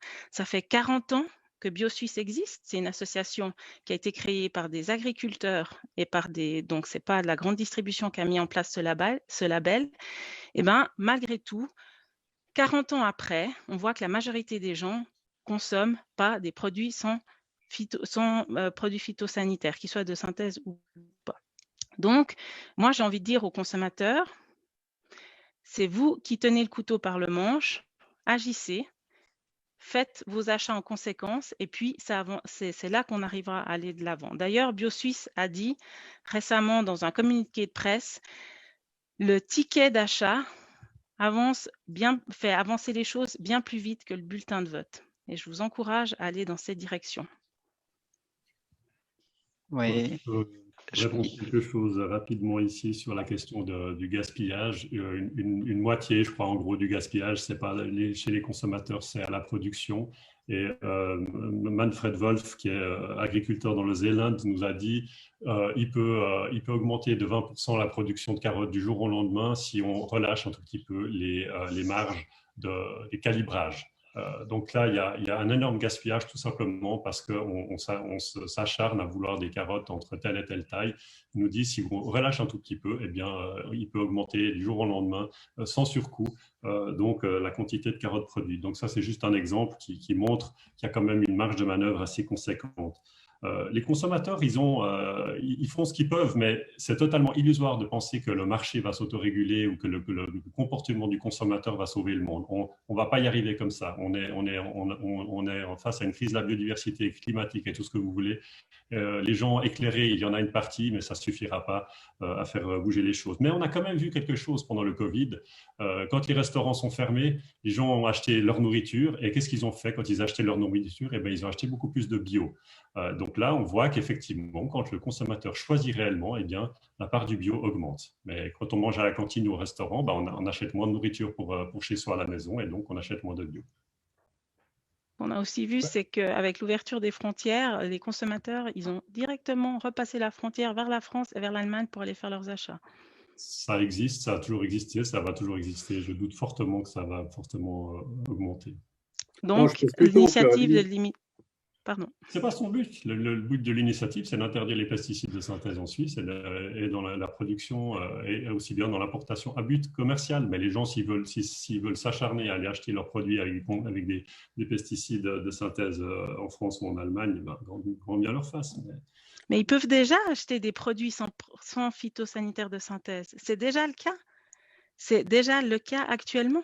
Oui, mais on ne va pas résoudre les problèmes qui sont bien réels, les problèmes de biodiversité, de pollution des sols, des cours d'eau, des nappes phréatiques et de santé publique avec uniquement l'espoir que les gens changent de comportement. On ne va pas y arriver comme ça. Mais on ne va pas les résoudre avec l'initiative non plus, parce qu'elle amènera à plus d'importations, plus de tourisme alimentaire et probablement à plus d'importations des conditions qu'on peut difficilement contrôler. Pour les coûts, je crois que là, les initiants, ils doivent être extrêmement clairs. Le coût de production augmente. Le coût de production augmente. Il y a des discussions sur les fruits à pépins actuellement. On voit que rien qu'un désherbage mécanique sur le Rhône pour les fruits à pépins, ça a été chiffré par la Fruit Union Suisse, c'est 7 à 8 millions de frais supplémentaires si on veut passer à un désherbage mécanique depuis le désherbage qui est avec des produits. Ça coûte 7 à 8 millions par année et ces coûts-là, personne ne veut les prendre et ça, c'est des choses qui ne vont pas.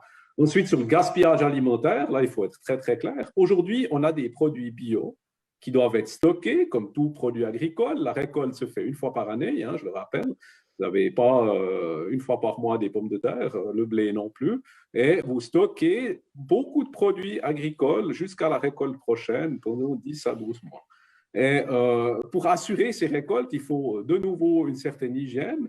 Vous avez actuellement, c'est pas c'est des réalités, des produits bio qui attrapent une pyrale ou un papillon et qui peuvent être rattrapés en corrigeant avec un produit de synthèse et être commercialisés dans la filière qui n'est pas bio. Et cela, avec cette initiative, ce ne serait plus le cas. Donc, on a plutôt, cette initiative augmenterait les pertes au stockage et de ce point de vue-là, le gaspillage alimentaire pour les choses qu'on ne pourra plus rattraper.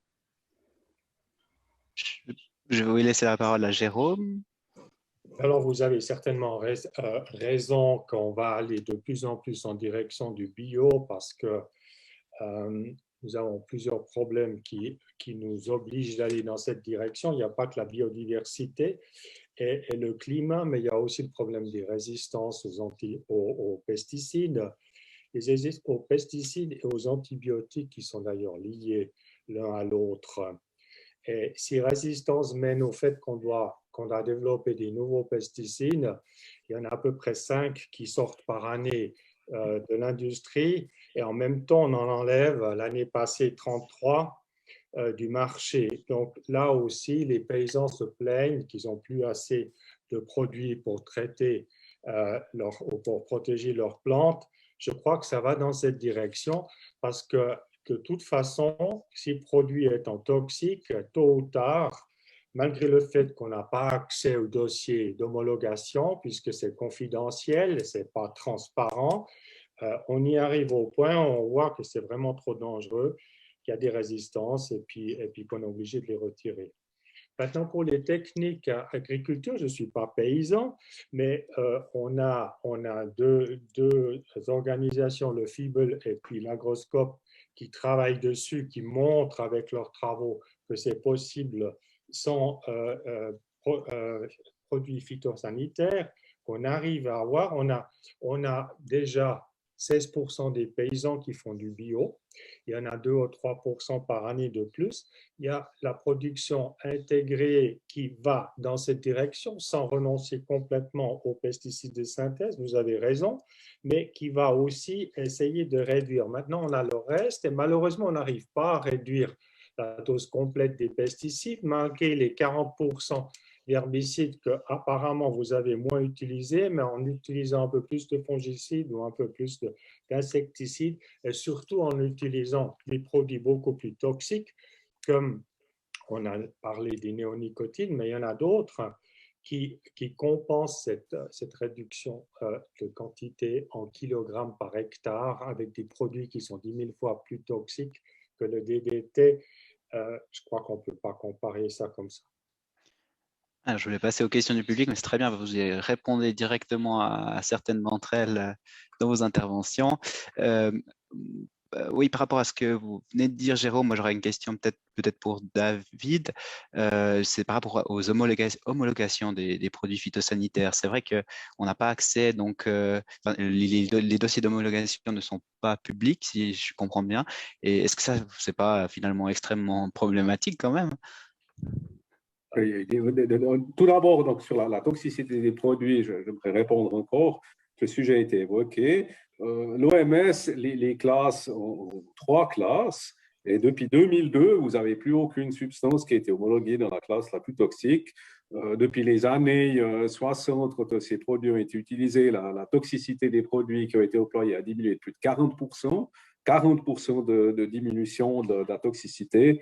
On ne peut pas dire qu'aujourd'hui, on utilise des produits de plus en plus toxiques.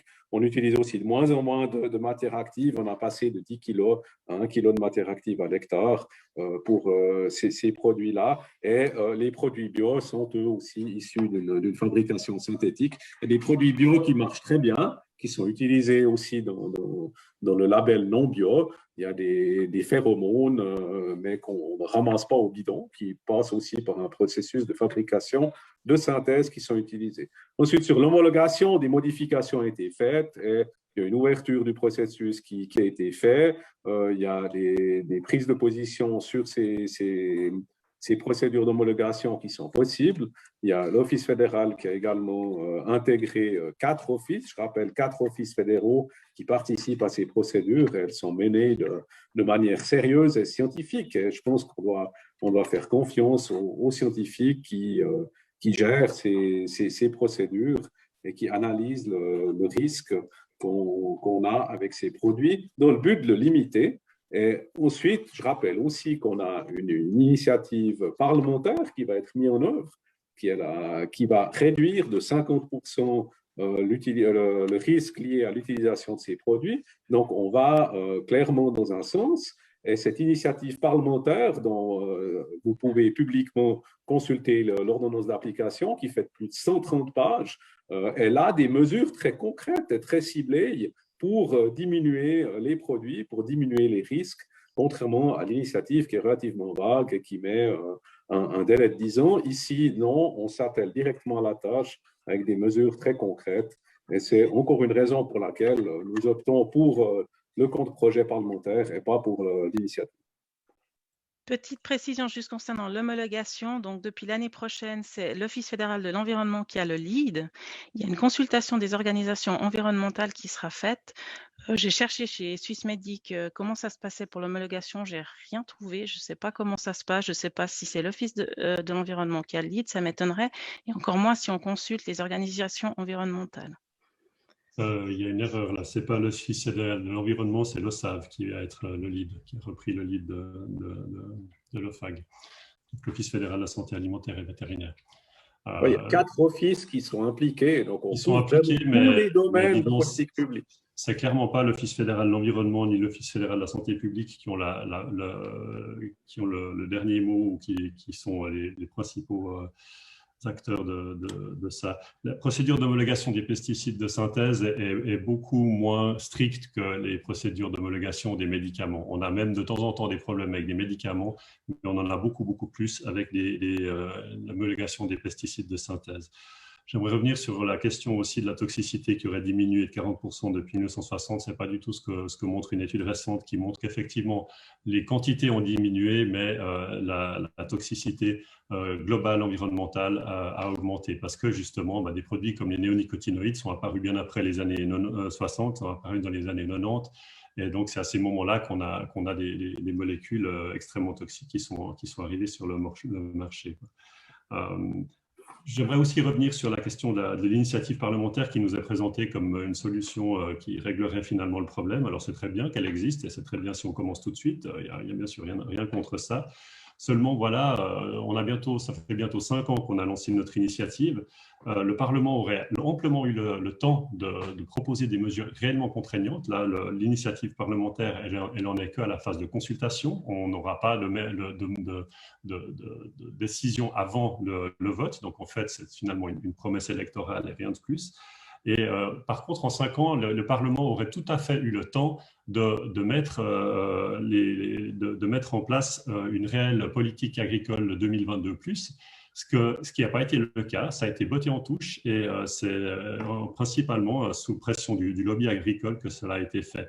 Là, il y avait une réelle opportunité de répondre aux soucis légitimes de la population. On a 2 initiatives qui se ressemblent sur certains points, qui émanent de citoyens, pas de partis politiques, pas de Greenpeace ou quoi que ce soit d'autre, simplement des citoyens qui se rendent compte qu'on a un problème et que finalement nos élites politiques ne font pas leur travail à quelque part, parce que année après année, on retrouve les mêmes scandales. On a l'impression que chaque semaine, dans les médias, on entend parler d'un nouveau scandale lié aux pesticides de synthèse. Donc voilà où on en est. Là, je suis désolé, mais je dois corriger les propos de M. Mitchell pour laisser dire des choses. Le Parlement a décidé l'initiative parlementaire. C'est une chose qui est décidée, ce n'est pas une consultation. C'est des textes qui sont arrêtés, des textes au niveau de la loi qui sont arrêtés. Maintenant, il y a les mesures qui sont en consultation, mais le Parlement a fait son travail. Il a pris la température, il a vu la sensibilité des citoyens face à ces produits et il a proposé des solutions.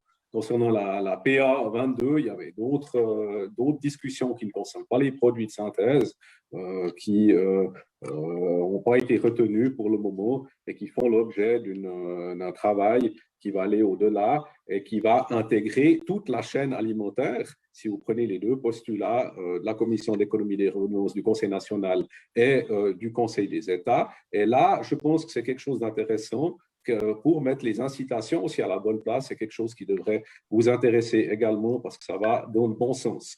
Ensuite, encore sur les risques à la santé. Moi, j'ai devant moi une statistique de l'OMS, les 3 plus grands risques pour la santé. Si je regarde ça, c'est la pression sanguine trop élevée, l'usage du tabac, les taux de glucose inadaptés, l'inactivité physique, le surpoids, l'obésité. Ce n'est pas le risque numéro 1 qu'on est en train de discuter ici. Il y a bien des risques, et bien des risques cocktails entre la fumée, le stress, l'usage de l'alcool et d'autres choses qui font que la santé peut être endommagée. Et je pense que c'est un peu une causalité, un peu une chasse aux sorcières qui est faite ici, de vouloir mettre le problème sur le dos de l'agriculture et du secteur agroalimentaire. Il faut aussi une précision concernant… Allez-y, après on va essayer de prendre un peu plus des questions vraiment du public puis d'y répondre spécifiquement, mais je vous laisse encore… Oui, j'en ai pour quelques secondes. La nouvelle réglementation sur les pesticides, ce sera une des plus sévères d'Europe. Et comme l'a dit M. Rucci, le texte de loi a été voté le 21 mars dernier. C'est les ordonnances d'application qui sont en consultation actuellement. Donc, la décision a été prise par le Parlement. Dans les grandes lignes, ça prévoit une réduction de 50% d'ici 2027. Une limite à 1 microgramme alors qu'on est à 10 microgrammes dans le reste de l'Europe et une prise en compte des éléments qui sont pertinents et non pertinents alors que dans le reste de l'Europe, on prend en compte seulement les substances pertinentes. D'accord. Et donc, alors parmi les questions du public, oui, il y a une question qui est comment est-ce que les initiantes et initiants souhaitent protéger les cultures à l'avenir en parlant des cultures spéciales et des grandes cultures dont colza et betterave, par exemple. C'est vrai que colza et betterave, j'ai mélangé les 2 mots, ça a été abordé lors du débat de la semaine passée également, comme quoi c'était des cultures particulièrement compliquées, en fait, voire impossibles à faire sans pesticides de synthèse. Qu'est-ce que vous pensez qu'on devrait faire par rapport à ce genre de culture? Alors, il y a 2 choses. Le colza, c'est une culture qui est difficile parce qu'il y a effectivement plusieurs insectes qui s'attaquent à cette plante. Bon, il y a une alternative qui est l'huile de tournesol, qui est produit de façon tout à fait honorable. Pour les agriculteurs, c'est moins intéressant parce qu'une fois qu'ils ont pressé leur huile de colza, ils peuvent quand même vendre le produit pressé comme fourrage, donc ils peuvent gagner 2 fois. Mais effectivement, c'est une culture qui pose problème, qui peut fonctionner en bio, certaines années, peut-être moins d'autres. Donc là, il y aura, c'est pour ça qu'il y a aussi 10 ans qui est prévu dans l'initiative pour mettre toutes les chances de notre côté de trouver des solutions. Et peut-être que 10 ans ne suffiront pas, peut-être qu'il faudra pendant quelques années de plus augmenter le pourcentage d'huile de tournesol par rapport au colza pour faire cette transition. Par rapport à la betterave sucrière, c'est clair que c'est aussi une des cultures qui est délicate. Mais en fait, elle dépend aussi beaucoup des conditions climatiques. Quand vous avez un gel tardif, quand vous avez des périodes de sécheresse, finalement, la culture souffre énormément. Et donc ça, c'est aussi un autre souci qu'uniquement les ravageurs. Le rendement en bio est globalement plus faible. Mais en fait, au débat qu'on a eu lundi passé, Raphaël Charles disait, mais finalement, le rendement qu'on obtient en bio de la betterave sucrière, c'est peut-être celui-là, le rendement normal, le rendement auquel il faudrait s'habituer, puisque c'est celui que permet la nature et que permet une culture raisonnée de cette plante. Donc ça, c'est aussi un débat à avoir, c'est qu'est-ce qui est finalement notre référentiel? Est-ce que notre référentiel, ça doit être impérativement une culture qui dépend des béquilles chimiques que sont les engrais de synthèse et puis les pesticides de synthèse, ou est-ce qu'il ne faudrait pas se fixer comme référence finalement ce que l'on arrive à produire sans utiliser ces produits? Peut-être juste pour finir sur la question de la santé publique et des habitudes, bien sûr que le tabac, l'alcool, tout ça, on peut en parler, mais au niveau de l'alimentation, il y a finalement deux produits qui posent le plus de problèmes, et Jérôme me corrigera si je dis des bêtises, mais c'est la consommation excessive de sucre et de viande, qui sont justement deux produits qui consomment beaucoup de pesticides pour le sucre et pour la viande, et bien qui consomment beaucoup de surface puisqu'il faut produire du fourrage pour nourrir les animaux. La consommation de viande diminue, sauf erreur en Suisse, sensiblement, et donc ça voudrait dire qu'on pourrait aussi libérer, il y a 60% des terres arables de Suisse qui sont utilisées pour produire du fourrage en ce moment. Il y a peut-être une réflexion aussi à faire à ce niveau-là. Oui, voilà, je voulais vous demander votre avis justement. Oui, alors déjà la première chose, c'est que la consommation de viande, elle diminue légèrement, mais pour par exemple la viande de poulet, on a une augmentation, j'ai les chiffres publiés par l'Office fédéral de la statistique, il y a une augmentation qu'il y a eu pour l'année passée. Et puis ensuite, la Suisse est un pays d'herbage, donc à part, enfin je dirais, si on pense à une utilisation appropriée du territoire, la production bovine, ou enfin en tout cas la production avec des animaux de rente est celle qui est la plus appropriée. Dans les grisons qui comptent le plus d'exploitation bio, les principales productions, c'est la production de viande et la production de lait. Donc là, il y a aussi un paradoxe entre les objectifs qui veulent être atteints par les émissions. Non, mais ça c'est tout à fait clair, je parle des terres arables, donc 60% des terres arables, ce n'est pas les pâturages. J'aimerais réagir encore sur le colza, peut-être. Je ne sais pas si je vais tenter une expérience. On ne voit pas très bien, non? Non, on ne voit pas du tout. Peut-être, oui. Ah. Vous avez deux champs de colza. Deux champs de colza. Cette année, exemple typique, des vols massifs de méligette. Vous aurez un champ, actuellement, on peut faire des estimations de récolte. On va récolter environ 3500 kg de colza. On aura environ 1000 bouteilles d'huile de colza qui vont sortir de ce champ. À côté, vous avez un champ qui a subi un vol de méligette cette année. Il y a des années, ça marche très bien, vous n'avez pas de problème. Mais ici, il y aura entre 0 et 300 kilos, c'est une réalité. Et si vous avez 100 bouteilles, vous serez content. Maintenant, je trouve la question réductrice et facile à cette initiative parce qu'on est en Suisse, pouvoir d'achat élevé, et on pourra toujours importer. Et cela, c'est un peu trop facile parce qu'il faudrait se mettre devant le champ et se poser la question, mais finalement, est-ce que cet hiver, je vais me serrer la ceinture tout l'hiver ou avoir faim, ou bien est-ce que je vais tenter quelque chose pour sauver ma culture, sauver ma pomme de terre du Dorifort ou sauver mon colza pour avoir quelque chose, parce qu'on doit aussi fournir notre effort pour nourrir la population. Ça, c'est pour moi un élément important. Le colza, il a des nombreux avantages. Nous avons lutté pendant 10 ans avec notamment Alexandra Cropt et d'autres organisations pour maintenir le colza qui a des avantages diététiques par rapport à l'huile de palme dont on aimerait diminuer l'usage dans les produits transformés.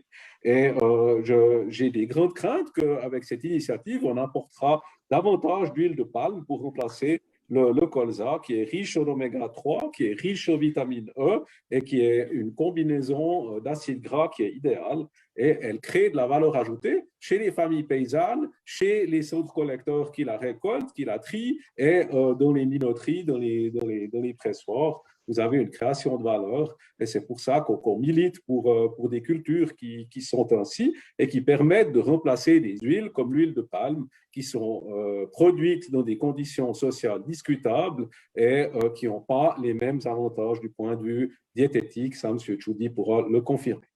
En plus, pour le tournesol, il y a un grand problème, c'est l'ambroisie, où on n'a pas de technique de lutte pour le moment. Et donc, les recommandations actuelles, c'est de ne pas planter les tournesols pour éviter, enfin, en tout cas, limiter la plantation de tournesol pour éviter la propagation de l'ambroisie, qui est un néophyte. Parce qu'il y a des graines d'ambroisie mélangées dans les graines de tournesol? Je n'ai pas le détail concernant la problématique, mais c'est les recommandations actuelles qu'on fait aux agriculteurs. Alors, c'est bien parce que j'allais vous demander justement s'il fallait continuer à finalement cultiver des plantes, donc on ne peut pas produire sans pesticides de synthèse. Parce que ouais, si c'est une bonne idée finalement enfin, s'il n'y en a pas en fait d'autres plantes qui pourraient remplacer le colza ou ces cultures qui sont trop difficiles finalement à cultiver sans pesticides de synthèse, je me demandais justement si on ne pouvait pas remplacer ça par d'autres plantes. Vous m'avez partiellement répondu, Monsieur Rucci, en faisant valoir les qualités en fait, de l'huile de colza par rapport à d'autres huiles qui sont possibles. Maintenant, il y a Monsieur Tchoudi qui aimerait réagir, je crois. Oui, il me semble que, comme je ne suis pas agriculteur, c'est un peu plus difficile. Mais les vignerons, par exemple, ils ont eu beaucoup de problèmes aussi pour changer au bio à cause des mycoses, hein, des champignons qu'ils avaient sur leur culture. Ils ont réussi à avoir des plantes qui sont résistantes et ils arrivent à produire sur 11% de la surface suisse du vin biologique sans beaucoup de problèmes. Ils utilisent en partie même pas du cuivre. Alors, je pense que pour le colza, je ne sais pas, mais je pense que ça devrait être possible. Pour les betteraves, j'ai entendu par Martina Mons qui a parlé à différents betteraviers qui lui ont promis en 4 ans, ils arrivaient à avoir des betteraves qui seraient résistantes à certains ravageurs. Et elle a dit c'est pas possible en 4 ans. Ils ont dit oui, mais avant l'introduction du gaucho, donc de l'imidaclopride, on en était presque là. Il nous manquait juste 4 ans pour avoir des cultures résistantes. Donc, ils ont dit on peut reprendre où on était et on devrait en avoir d'ici 4 ans. Simplement, je veux dire qu'il y a de la recherche qui doit être faite. Si les conditions cadres de l'agriculture sont claires, sans pesticides de synthèse, eh bien, on pourra axer tout l'argent diriger tout l'argent de développement en direction de l'agriculture écologique, et je pense qu'on fera d'énormes progrès. Là, je rebondis, puisque vous avez parlé du vin, Monsieur Tchoudi, c'est un très bon exemple parce que la recherche n'a pas attendu les initiatives pour se lancer dans la sélection de plantes qui sont résistantes aux maladies. Depuis qu'il y a de la recherche, ça se fait. Et dans la question du vin, Agroscope a sorti dernièrement 2 cépages, Divico et Divona, qui sont résistants. Si vous promenez dans les parcelles test chez Agroscope à l'automne, c'est magnifique, il n'y a pas de pourriture, il n'y a rien du tout. Mais il a fallu 20 ans pour faire les sélections. Pourquoi? Parce que on peut prélever des graines des grains dans les raisins une fois par année. On vendange une fois par année.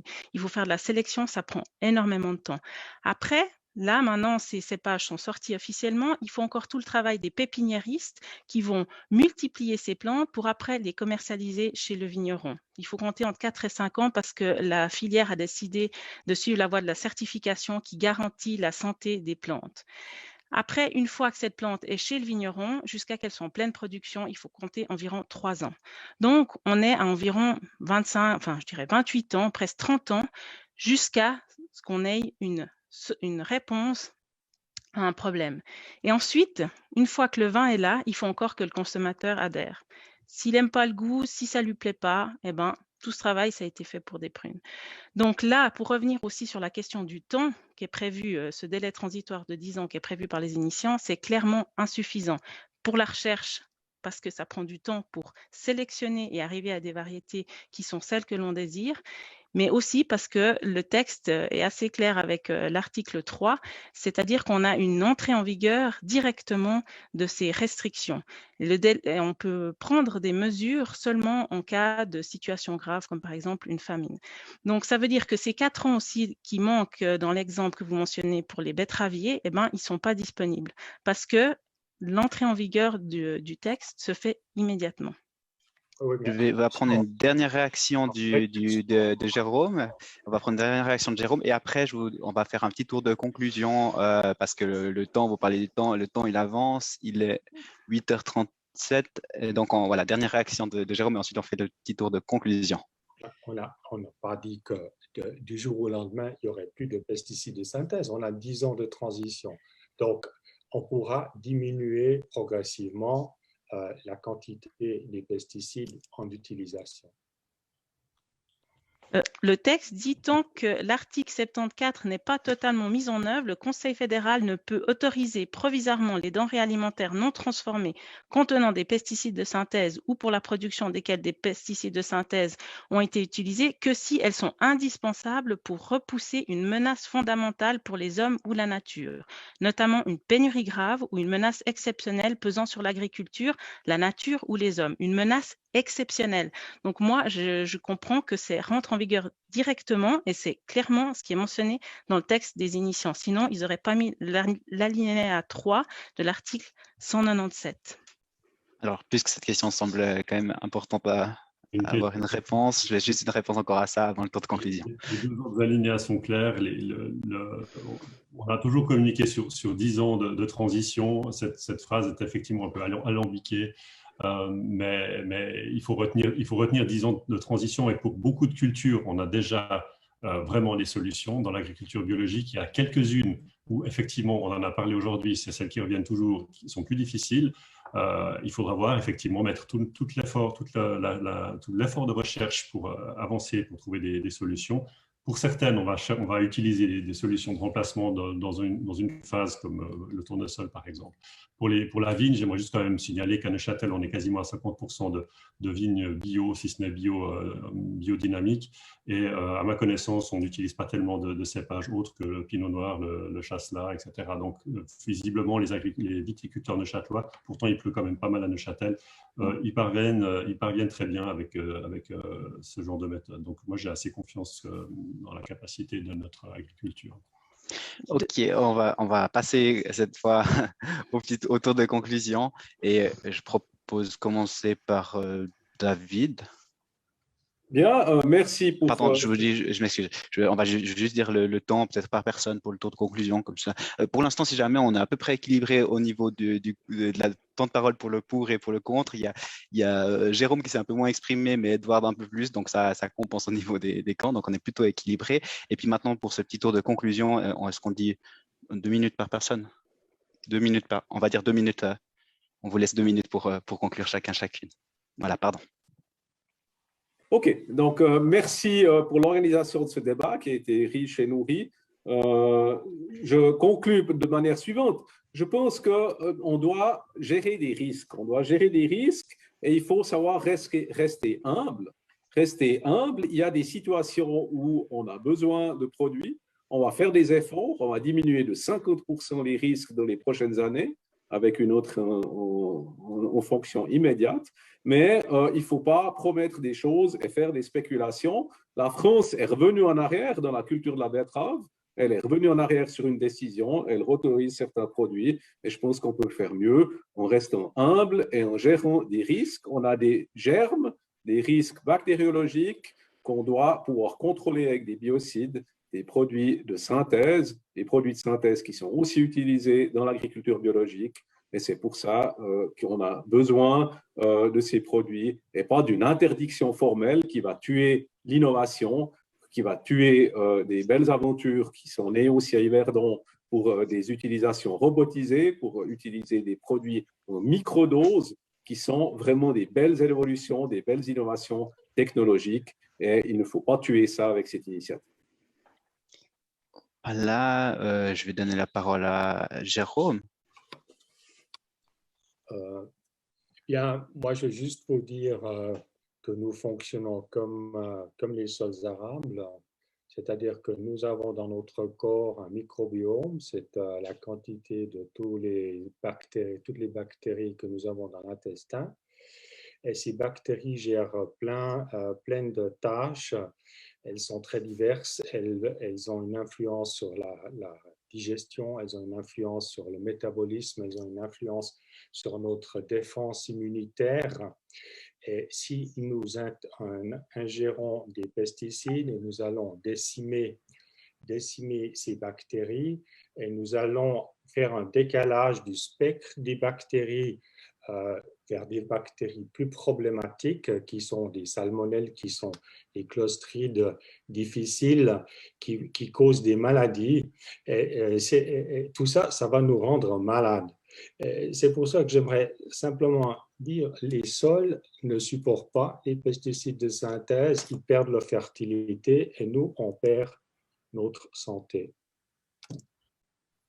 Voilà, merci au tour d'Alexandra Kropp.